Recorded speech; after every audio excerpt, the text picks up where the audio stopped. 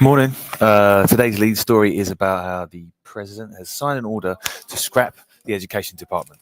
As we all know, school sucks, and it's much better to not be in school, particularly when you have the biggest economy in the world and some of the most dangerous nuclear weapons.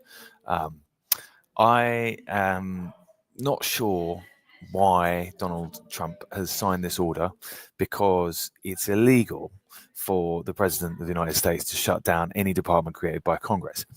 Recent Supreme Court decisions suggest that the courts will uphold that rule. And so Trump's really doing something called political theatre here. That's what his critics are saying.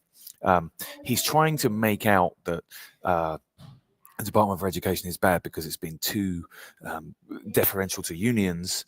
Really what that means is he wants his private sector educational colleagues to profit from the moves he's making. He's already cut the Department for Education in half and cut about $600 million in grants. The Department for Education does a bunch of things.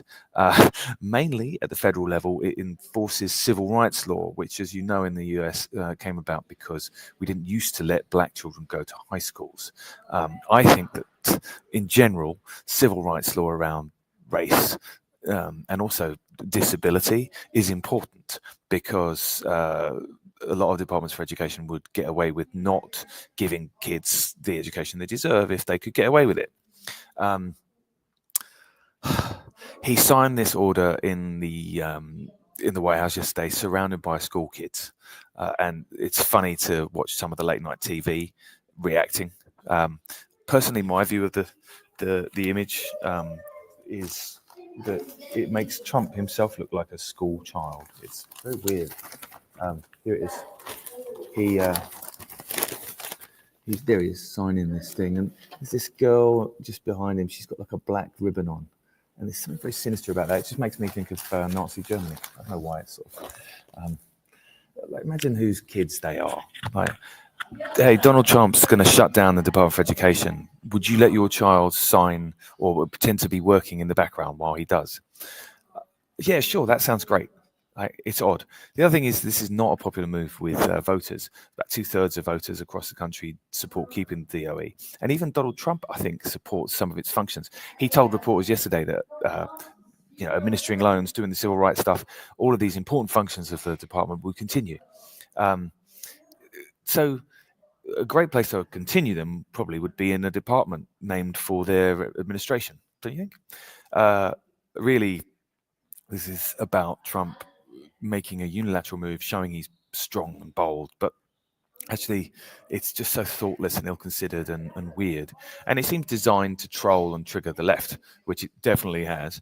If you look at the response comments from educational activist groups this morning, they are not pleased. Most of them say it's ridiculous, we'll see him in court and we'll win. So it's odd, isn't it? It was a bit like reading the story last week when running down our efforts to prevent diseases in foreign countries means there'll be a huge spread of diseases. You know, it's a little bit strange to sort of imagine your government taking action that is so evidently damaging to the majority of people in the country you live in. But the good news is that the majority of Americans continue to support elections. And so all I see is that this spectacular train crash of a policy move today will backfire spectacularly and lead to the end of Donald Trump's political career in disgrace, which is the way it ended last time in 2020, although then he brought himself back. Thanks for reading the newspaper with me so that you don't have to read the news. I hope you have a pleasant weekend. I'll be around doing this as usual. Do share this story with anyone you think might be interested to read the newspaper, and I appreciate you. Thanks for reading it. Sometimes the news sucks, but you read it anyway. Appreciate you.